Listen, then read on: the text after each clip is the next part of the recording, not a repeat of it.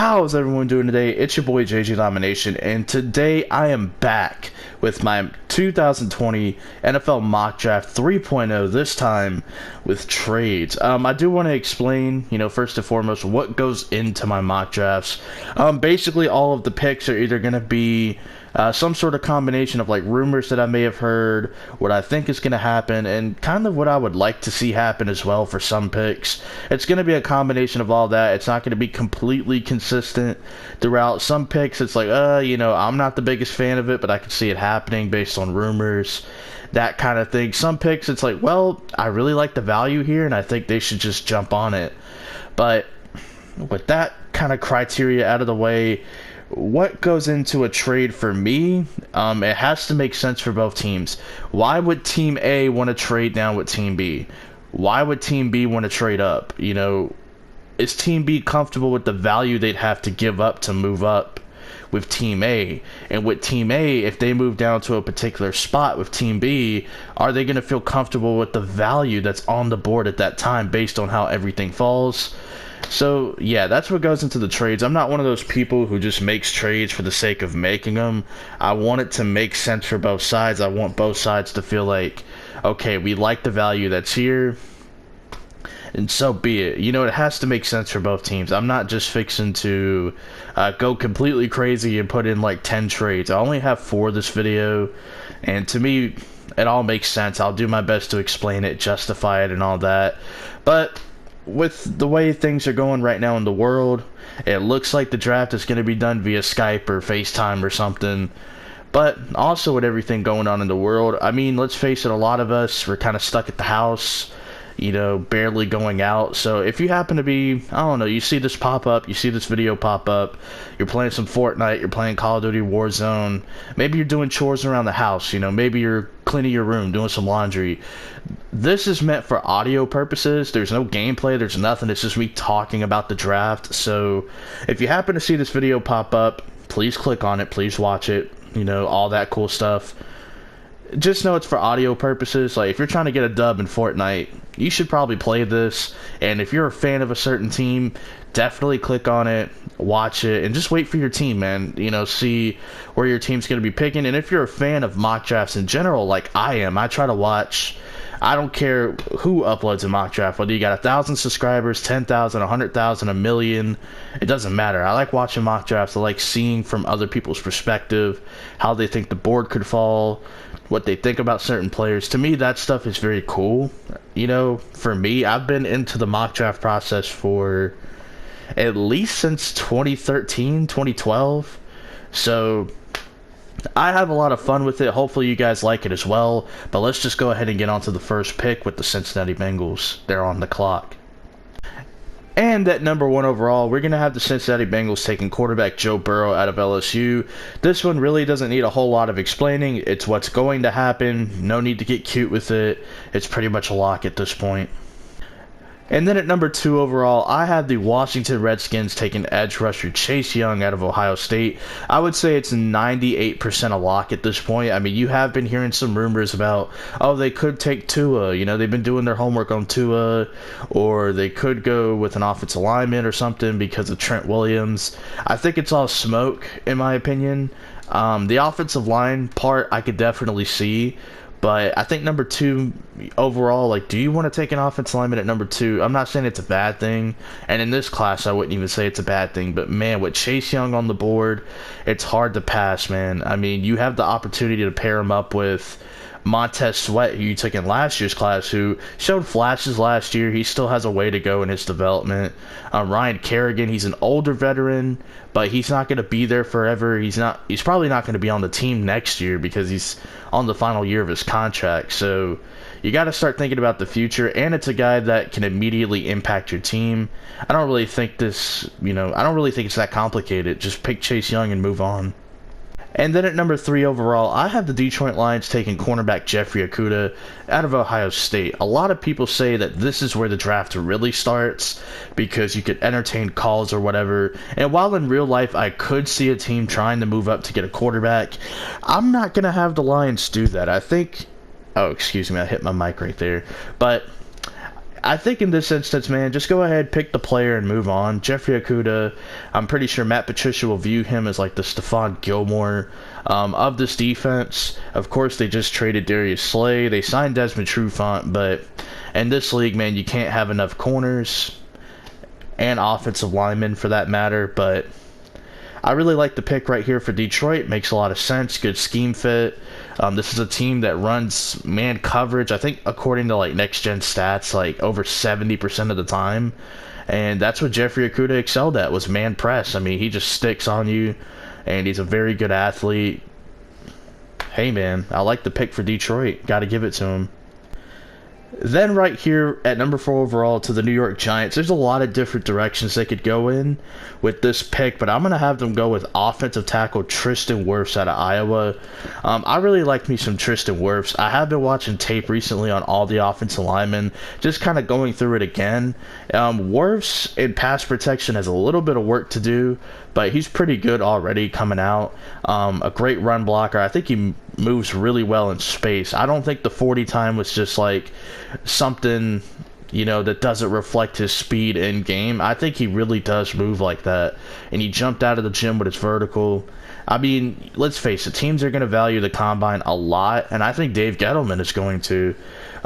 There's a lot of freak athletes they could take right here. Obviously, offensive tackle Mekhi Becton comes to mind because he's like a 6'8", 360-pound monster who just moves around so well. And then, of course, Isaiah Simmons, who just tested out of this world. He basically tested like number 2 corner in the draft, and he's a linebacker. You know what I'm saying? So that's insane to me, the options that the Giants would have. But right here, I do like Tristan Wirfs. He can play left tackle or right tackle. I think he'll most likely play right tackle with Nate Solder on the left side. This offensive line still needs some help, and I think getting a tackle right here would probably be the move, you know, for the Giants if I had to guess.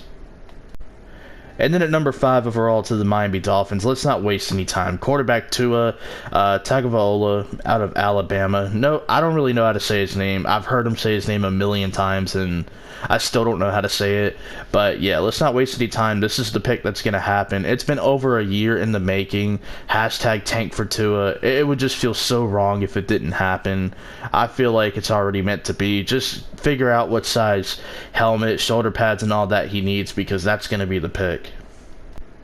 And then at number 6 overall, the LA Chargers. I'm going to have them going with quarterback Justin Herbert out of Oregon. I keep flip-flopping between Jordan Love and Justin Herbert. Which quarterback do I want to mock to the Chargers? And really what motivates this is the fact that, well, it could be smoke for all I know. I think like it is, but apparently they're going to roll with Tyrod Taylor as the starter early on in the year. And Herbert, to me, is a guy who I think needs a little bit of time to sit and really process the NFL game. Herbert, he's got some good traits about him, okay? I'm not going to sit here and deny it. He's got a good arm. You know, he's got the mobility. He's got the size that everybody loves to fall in love with. But just watching him on the field, he just lacks it. And I feel like he questions himself too much. He's gun-shy. And he needs some dog in him, and he's going to be going to a team with a lot of dogs on it, on offense and defense. So hopefully he'll kind of embrace that attitude and embrace, you know, that culture over there with the Chargers, with Anthony Lynn, Gus Bradley, because they're a defensive-minded team. So maybe he can embrace that and unlock, you know, some of that potential that he has, because he does have potential. I mean, all of these guys do to some degree.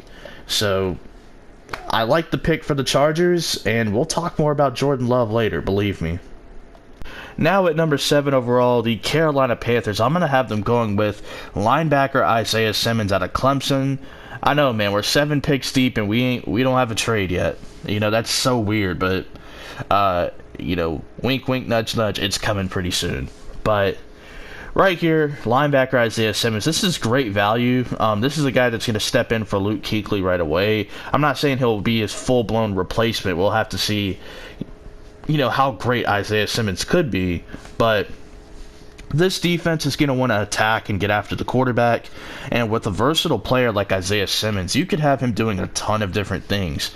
You know, what's interesting about him, and I talk about this every mock draft video I get the chance to, he's listed as a linebacker, played the most snaps at nickel corner. Some NFL teams view him as a safety. He's played some good snaps at edge rusher. The guy can do pretty much everything. He's basically the Derwin James of linebackers. You know what I'm saying? Like, that's what you're getting in Isaiah Simmons. But to me, he has to go to a team that's going to know how to use his skill set. There are going to be... my biggest fear is a team drafts him and doesn't know where to play him or what to do with him. But I don't really have that concern with Simmons as a player, but more so the organization. To me, you got to put him in the best position to succeed. I think he can play middle linebacker with Shaq Thompson, who is basically a poor man's version of Isaiah Simmons. Shaq Thompson was one of those players from the University of Washington who was a safety converted to middle linebacker via the draft. Isaiah Simmons, hey, it's pretty much a similar situation. Now you have two of them on your team, one that's way more explosive than the other, but Shaq Thompson is no scrub either. Let's just get that straight. Here we are at number 8 overall. We got the Arizona Cardinals here. They just made a big-time trade to get DeAndre Hopkins. They basically stole him from the Houston Texans. They've had a pretty decent free agency for the most part. But I'm going to go ahead and give them offensive tackle Jedrick Wills out of Alabama. The more tape I watch on Jedrick Wills, the more I really like him. I would say he's my number 2 overall tackle in the class. I think based on how the tackles have fallen, Wills being number 2 reflects it. Tristan Wirfs isn't my number 1 tackle, but for the Giants, he's the number 1 tackle, if that makes sense. But again, it's not an insult to any of these tackles. You know, being the 3rd best tackle in this class is a really good thing, actually. But Jedrick Wills, to me, as a pass blocker, is really good. I watched tape against with him against LSU, going up against K'Lavon Chaisson, who we're going to talk about later in the video, and he just looked really good. I mean, he's able to sniff out some of these stunt moves, and he's just able to just sniff a lot of these moves out. His footwork's pretty good. He's very instinctive, very smart. And in this offense, I mean, it's an air raid offense. They're just going to look to pass the ball, get the ball out quickly, and I think he's going to be just fine. He's going to be entering a tough division, though, with like Nick Bosa and Dee Ford on the 49ers, and then the Rams. He's not going to have to deal with Aaron Donald much, but, you know, Leonard Floyd is coming over from the Bears. And then with Seattle, I don't know what their plan exactly is going to be on the defensive line, but I feel like within the next week it's going to make a lot of sense. But I really like this pick for Arizona, getting an offensive lineman to protect Kyler Murray. And then at number 9 overall, whoa, what's that? Okay, you have news on a trade. So who's coming up to number 9? Oh, the Tampa Bay Buccaneers are coming up to number 9. Okay, what are they giving up? Alright, let me go ahead and report on it. So, Jacksonville is going to be moving down from number 9 to number 14 overall with the Tampa Bay Buccaneers. Okay, Tampa Bay is going to be giving up the 14th overall pick, a 2020 second round pick, and a 2026 round pick with the Jaguars to get obviously the 9th overall pick, and I'll have Jacksonville giving them like a 2021 5th rounder. Listen, I know teams give up a ton more than that. This is just me trying to project a reasonable trade for both sides. So I think the only thing that matters is Tampa Bay is moving up 5 spots. I mean, that's all we care about here. So this is the first trade. Tampa Bay coming up to number 9 overall, and they're going to snag wide receiver Jerry Jeudy from Alabama. This is the definition of a luxury pick if I've ever seen one. I mean, this is such a luxury pick for Tom Brady and the crew. I mean, wow. You already have Mike Evans and Chris Godwin. Now you just added Jerry Jeudy to basically be your slot receiver. Jerry Jeudy, on a lot of playoff teams this year, would be the 2nd best receiver. A lot of playoff teams from last year, Minnesota, Green Bay, Buffalo, Baltimore, he'd probably be the number 1 receiver. You know, there's a lot of playoff teams. I mean, New England, he'd probably be the 2nd best receiver right away. There's a lot of teams that just made the playoffs where he would be like the 2nd best receiver. And he's coming to Tampa Bay with Tom Brady to be the third best receiver on the team. Mike Evans, Chris Godwin, Jerry Jeudy. Oh my gosh, watch out if that were to actually happen. That's crazy. And at number 10 overall, the Cleveland Browns just witnessed one hell of a trade. Seeing Tampa Bay trade up 5 spots to get Jerry Jeudy at wide receiver, they are just sighing in relief that Tampa Bay did not trade up to get an offensive lineman, because in theory, Tampa Bay could actually do that. They could trade up to get the player that I have going here to Cleveland, and that's offensive tackle Andrew Thomas out of Georgia. Listen, Andrew Thomas, in my opinion, is the #1 tackle in the class. He is the most ready to play now, and he's been the most consistent over his career. I mean, he has at least 2 really, really good seasons at Georgia as a left tackle. I would say 3. Listen, I've seen this man play in person a few times. He holds it down on that left side, man. He's really good. Just really, really good. Very consistent. He is a good athlete, but because Tristan Wirfs and Mekhi Becton tested out of the gym, it doesn't really look like it. But Thomas is a really good athlete in his own right. And I think in this scheme with Kevin Stefanski, Jack Conklin already there at right tackle, I think this is a perfect shoe-in fit for a guy like Andrew Thomas. Then right here at number 11 overall, we have the New York Jets. I was kind of flirting with the idea of the Jets trading down, because seeing Andrew Thomas come off the board, it's man, they should probably look to trade down, but I really couldn't find a trade down partner that made the most sense, so I kind of just left things the way that they were. So simply put, right here at number 11 overall, I'm going to have the New York Jets taking offensive tackle Mekhi Becton out of Louisville. What I was trying to do when I was putting this mock draft together, I was trying to find a trade down partner where the Jets could trade down and just wait on Mekhi Becton to fall to him. But I really didn't know for Team B, why would I have them trading up? What would they be trading up to get? And so for me, that's basically what went through my head. So I'm just going to have the Jets stay right here and take an offensive tackle, Mekhi Becton, who, to me, physically reminds me of Trent Brown. We'll see if he actually ends up being the player that Trent Brown has shown to be, which is a Pro Bowl caliber right tackle. Mekhi Becton, for a man his size, you would think he would be a great mauler in the run game. Not really. He's got a lot of work to do. He's got some coaching. He needs to be coached up a little bit. But he's got the tools, man. He's a big boy, and he moves around pretty well. And I think the speed does translate for him. But he's got a lot of work to do, man. We'll see if the staff can get it out of him.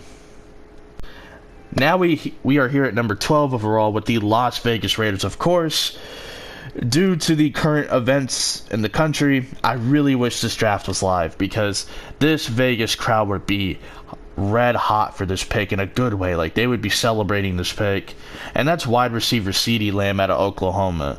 I've been saying in every mock, listen, they're in Vegas and they need a flashy move, for this crowd to get behind. And unfortunately, due to circumstances that are kind of out of our control, ours being regular human beings, that just due to circumstances, man, we can't have that. It's going to happen via FaceTime.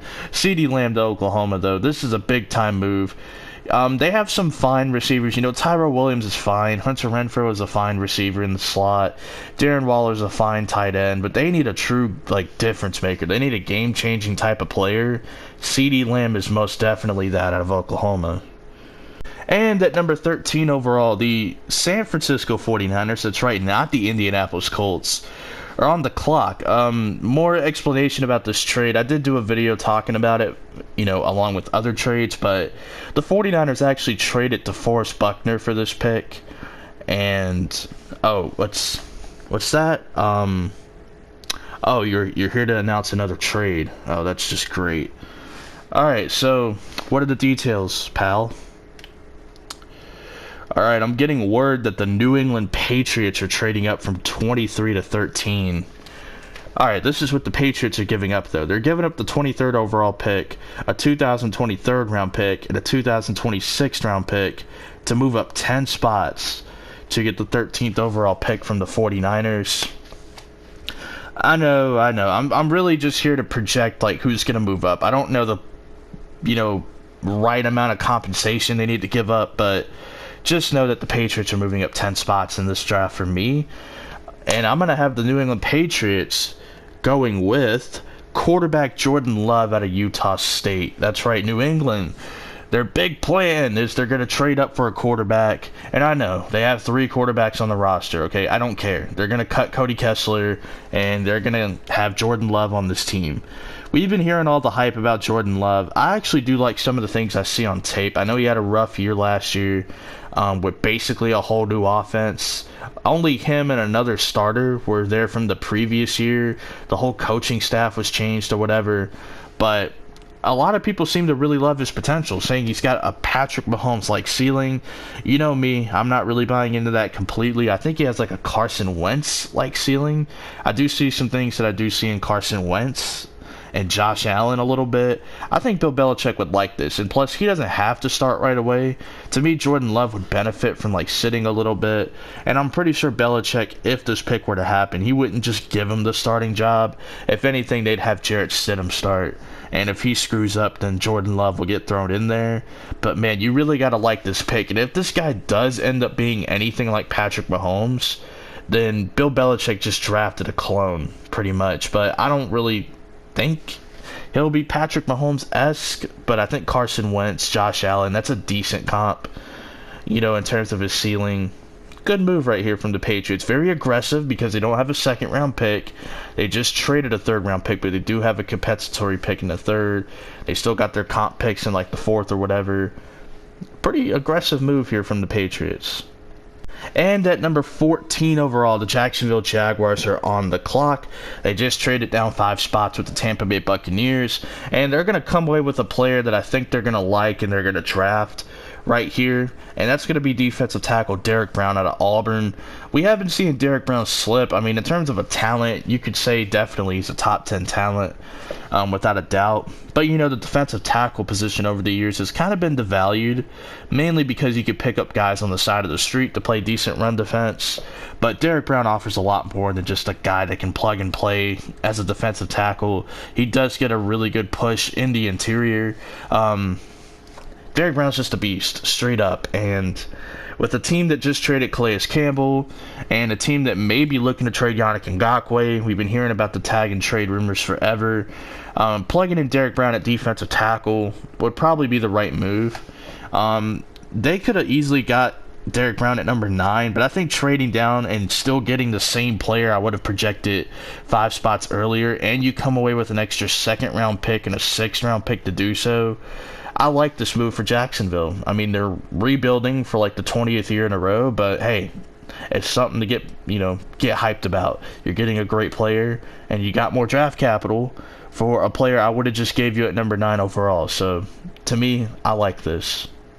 And at number 15 overall, I'm going to give the Denver Broncos wide receiver Henry Ruggs out of Alabama. I've been hearing people saying that he's got like a Deshaun Jackson type of impact and like a Tyreek Hill type of upside. I think that's a little too far for what he could do right away. I could see Deshaun Jackson's like, upside / impact, but I'm going to project him early on to be kind of like Will Fuller. Hopefully he stays healthy, Henry Ruggs that being, but Will Fuller is actually a really good deep threat when healthy. The problem is he's just never healthy, but Will Fuller I think is a pretty good comp for Henry Ruggs early, but Henry Ruggs is more than a deep threat. I mean, when you see a guy run fast, everyone just kind of classifies him as a deep threat. To me, Henry Ruggs is more than that, but I do think he'll complement this offense very nice. And if you want to take some play-action shots down the field, I think Henry Ruggs is the receiver for that with a quarterback like Drew Lock. At number 16 overall, we have the Atlanta Falcons, and I'm going to give them defensive tackle Javon Kinlaw out of South Carolina. You could argue they would go with a corner here. I almost did give them a corner, but you'll see why I didn't here in a second. But Falcons fans, before you get mad that I didn't give you C.J. Henderson, I want you to think about this defensive line for a second. You got Takk McKinley on one side. You got Dante Fowler on the other, who you just brought in. Now your 2 defensive tackles, Grady Jarrett and Javon Kinlaw. That is a hell of a defensive front. If Takk McKinley can pick it up and pick up his play, That's ferocious right there. That's a really good defensive line. Kinlaw offers a lot of upside as like a pass rusher as well. He's 6'6", 315 pounds or something. He kind of has like a Calais Campbell build to him. And we saw Calais Campbell in Jacksonville's defense. You could line him up inside or as a big edge rusher on the outside. Kinlaw, to me, offers that kind of upside. I don't know if he'll be Calais Campbell, but man, for Dan Quinn's defense, I mean, you got to be happy getting an impact player like this. Hey, man, I like what the Falcons have done this offseason, man. They've probably had one of the best off seasons out of like any team in the league, and it just gets better adding a player like Javon Kinlaw. And at number 17 overall, I have the Dallas Cowboys taking cornerback C.J. Henderson out of Florida. C.J. Henderson is one of my favorite players in the draft. Last year when I was watching tape on Chauncey Gardner-Johnson, this guy known as C.J. Henderson just kept popping up, and he kept making plays as well in some of the tape that I was watching, and I'm like, all right, I'm going to have to keep an eye on this guy. He probably might come out next year because he ain't coming out this year. And what do you know, man? C.J. Henderson, it's kind of a weird draft journey he's had because towards the end of the college football season, he started falling out of the first round in a lot of early mock drafts, and then the combine comes around and they shoot him up the board from being like a late first-round pick, early second-round pick to being this mid-first. I've pretty much always had him, you know, in the first round. Not necessarily too late, but I've always kind of had him in the first round. In my opinion, and Dallas needs an outside corner, and that's what you'd be getting right here with C.J. Henderson. At number 18 overall, I have the Miami Dolphins selecting safety Xavier McKinney out of Alabama. To me, this is a pick that I could actually see happening. This seems like the Brian Flores type of pick. Xavier McKinney, a safety, you can plug and play either at free, strong, or nickel corner. And what's funny is this pick is coming from the Pittsburgh Steelers, so you traded an Alabama safety and Minka Fitzpatrick just to get another Alabama safety and Xavier McKinney. But to me, Xavier McKinney can translate at either safety spot or nickel corner. I mean, so could Minka Fitzpatrick, but, you know, he didn't want to be there, you know, which I can't really blame him at that time, but man, imagine if he was there right now. Jeez. That secondary would be a lot better than it already looks like it's going to be. But Xavier McKinney is the pick for me. I think this is the perfect pick for Miami to make at number 18 overall. At number 19 overall, we're going to have the Las Vegas Raiders taking cornerback Christian Fulton out of LSU. Yeah, we're going to have them drafting another corner. We know last year they took Trayvon Mullen, Isaiah Johnson. We know they just brought in Eli Apple on a cheap deal. But to me, you can never have enough corners in football. So we talked about, I believe we talked about, I don't know, did we mention that with the Lions? But anyway, to me, you can't have enough corners. Christian Fulton out of LSU kind of fits the mold of what the Raiders want, these high-character, winning culture type of players. Christian Fulton, of course, did have his struggles, just like a lot of top corners do. I really wouldn't worry about it too much. You know, plug and play. I think he'll be solid right away. That's really all I got for you, Las Vegas. Then at number 20 overall, we have the Jacksonville... Wait a minute. Alright, I'm getting word that there is another trade going down. Let's see, who's going to make the move? Oh, it's going to be the Baltimore Ravens. Okay, what are they giving up? Alright, so they're trading up 8 spots with Jacksonville from 28 to 20. Baltimore's going to be giving up the 28th overall pick, a 2021 4th round pick, and a 2026 round pick to move up with Jacksonville to get the 20th pick and a 2020 7th round pick. The Baltimore Ravens are on the clock here at number 20, and they're going to go with edge rusher Kayvon Chaisson from LSU. Man, the Ravens done did it again. But the reason I have them going with Chaisson is not only because they could use another edge rusher, but because of the potential tag and trade rumors with Matthew Judon. You know, you already have Justin Ferguson. I believe that's his name, right? Jalen Ferguson, who you drafted last year out of LA Tech.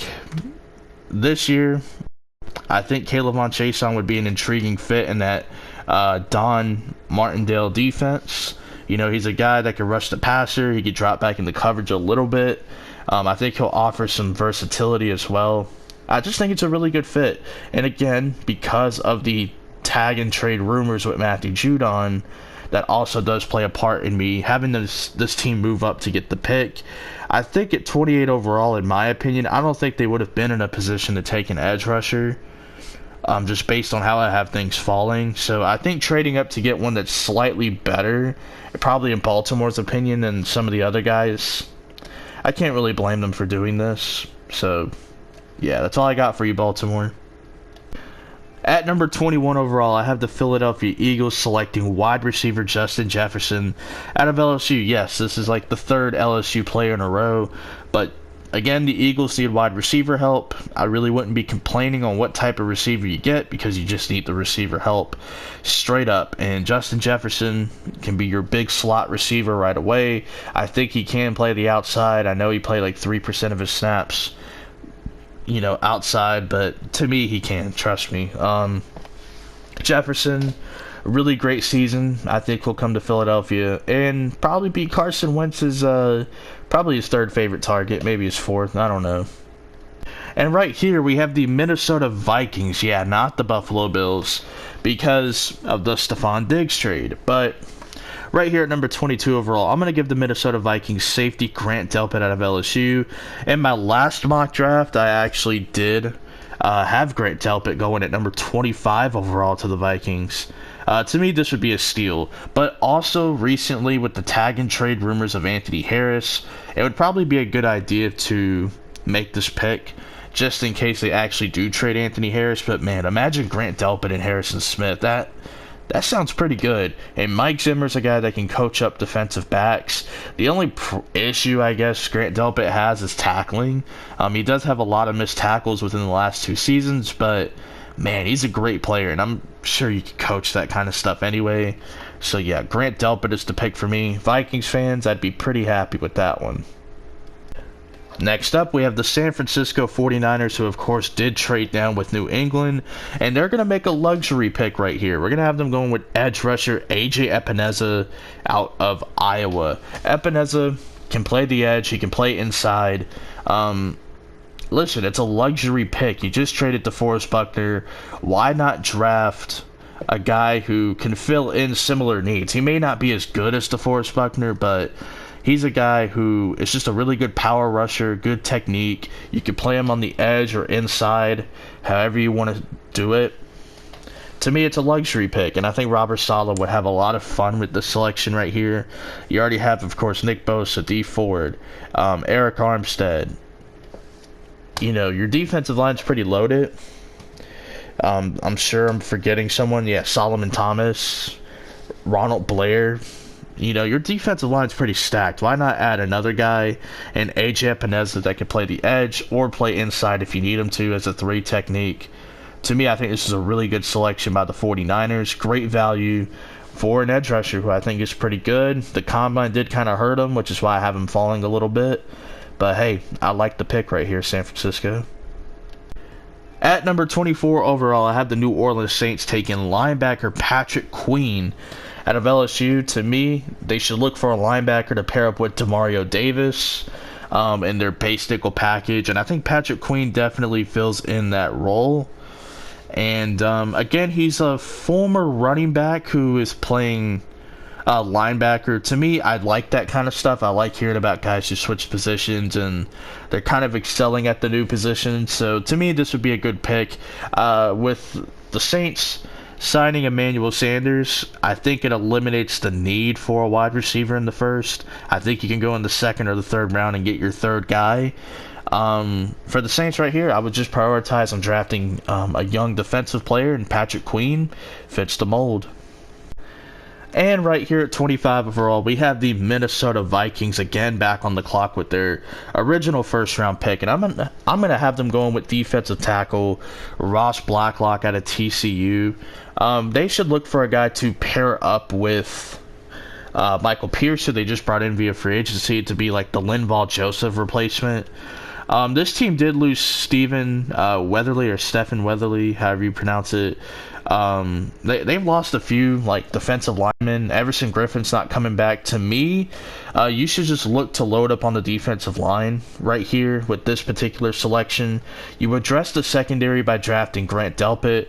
Right here, you do address the defensive line by drafting Ross Blacklock out of TCU, who I think is going to be plug and play, be pretty solid right away for the Minnesota defense. And again, Minnesota has a lot of draft picks now, so throughout the draft, they could look to address their other needs, like corner, maybe another pass rusher.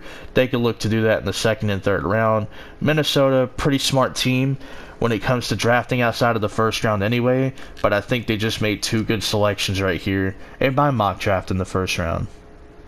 Now, right here at number 26 overall, we have the Miami Dolphins with their third and final selection in the first round, and I'm going to have them going with offensive tackle Josh Jones out of Houston.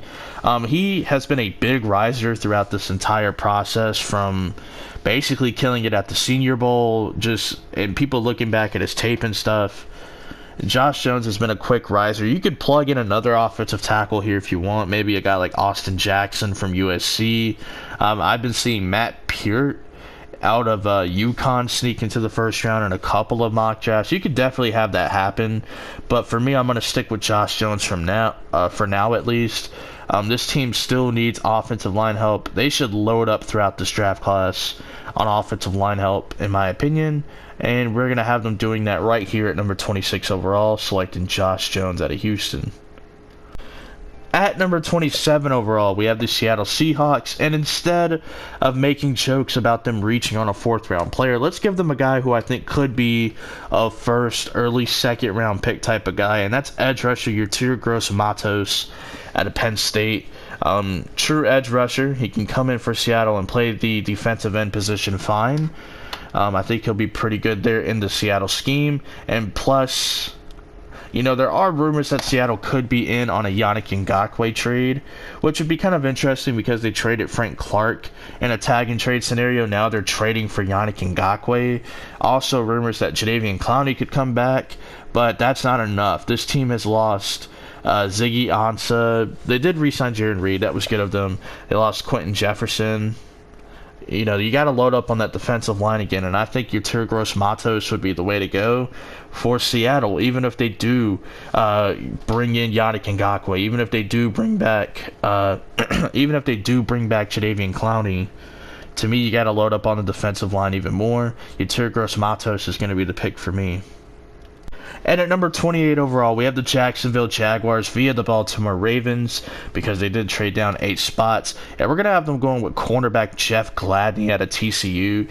Gladney has been a fast riser as well. He was a guy that was probably looked at as like a late second, early third round guy, and now he's getting that first round buzz. And again, the reason I had the trade going through for each team is because at number 20, I probably would have selected Jeff Gladney out of TCU for the Jaguars, but instead trade down, get more draft capital, and still come away with the guy that I would have projected at number 20 anyway. And for the Ravens, of course, the Matthew Judon tag and trade speculation. Go get another pass rusher that could fill in if you do actually pull the trigger on a trade. So for Jacksonville, we're going to have them getting a young corner and Jeff Gladney to pair up with Darqueze Dennard, DJ Hayden, who's your slot corner, Trey Herndon, who's probably going to be like your fourth corner. This team needs a lot of corner help throughout the draft, though. They can feel free to draft more, but right here, I'm going to have them going with Jeff Gladney from TCU. At number 29 overall, I'll be honest, man, I really wasn't sure what to do for the Tennessee Titans. They could go edge rusher. They could draft a defensive lineman. I just wasn't really sure what to do. But the value right here for this pick, and plus it's kind of a luxury pick. They don't really need this player, but to me, I like the value here. And that's going to be wide receiver T. Higgins out of Clemson. I know they have Corey Davis. I know they have A.J. Brown. I know they have Adam Humphries. I don't care.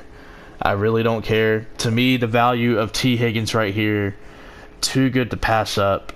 He has just slipped down this board. There's talk that he could possibly not even be a first rounder, which I could kind of see. I kind of think it's a little ridiculous as well, but Man, T. Higgins right here at 29 for Tennessee. It's a luxury pick for sure, but you do have Corey Davis, who I think is entering year 4. We'll see if they actually pick up his 5th-year option or not.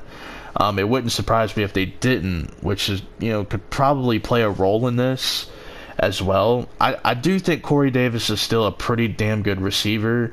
I just think he's one of those players who might need to change the scenery.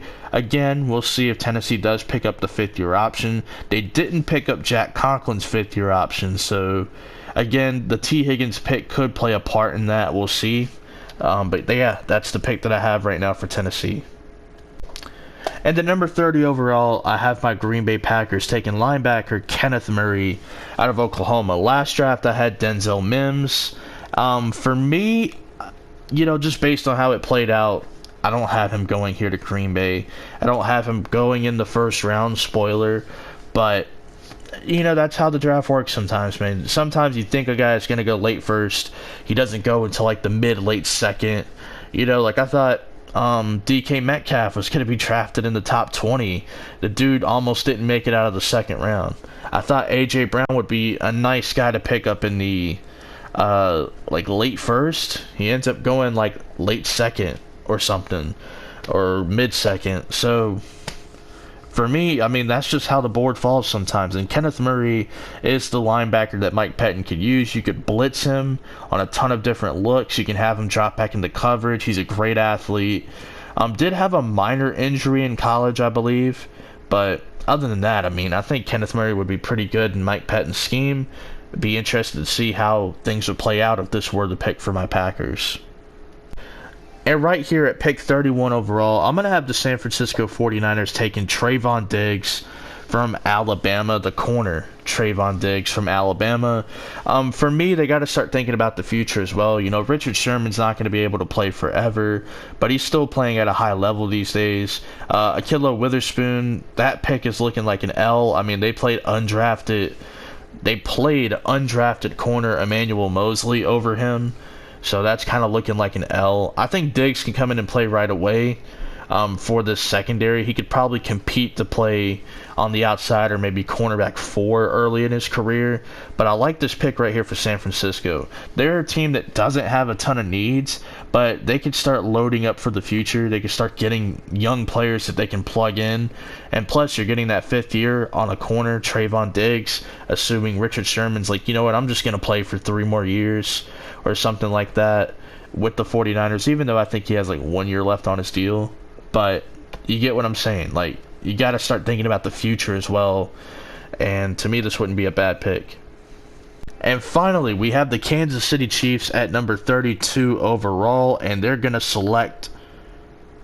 okay. Yep, here's the final trade, ladies and gentlemen.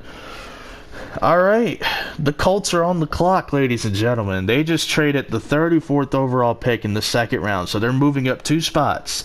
They're also giving up a 2024th round pick and a 2026th round pick with Kansas City to get the first round pick, 32nd overall, and a 2024th round pick. So basically, the Chiefs and the Colts swapped 4th round picks, and Indy has given them a 6th round pick, which Kansas City does not have a 6th round pick, to move up 2 spots right here at number 32 overall. And the Indianapolis Colts, with the 32nd overall pick, they're going to be selecting quarterback Jake Fromm out of Georgia.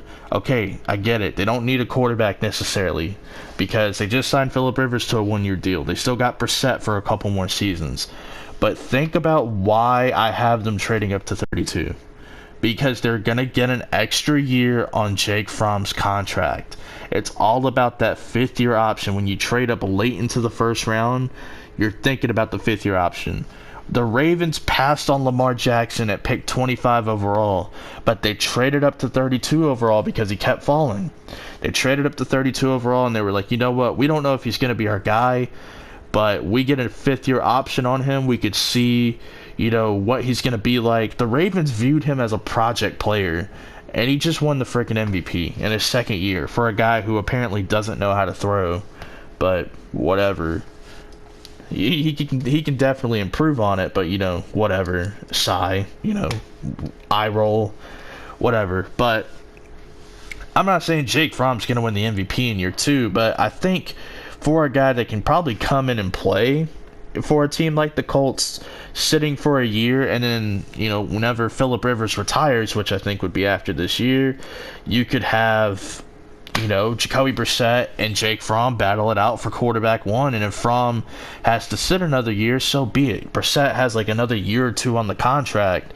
For me, what's key is getting that 5th-year option, because let's just say Jake Fromm is a backup quarterback for 2 or 3 years. Well, instead of having him come in on what would be the final year of his rookie deal, now you got 2 more years to figure out, is he actually going to be your guy? And to me, that's important. So that's why I have the Colts moving up right here. And for the Chiefs, they're moving down 2 spots. Who cares? So there's my mock draft 3.0 with trades. Let me know how you feel about it down below in the comment section. And peace out.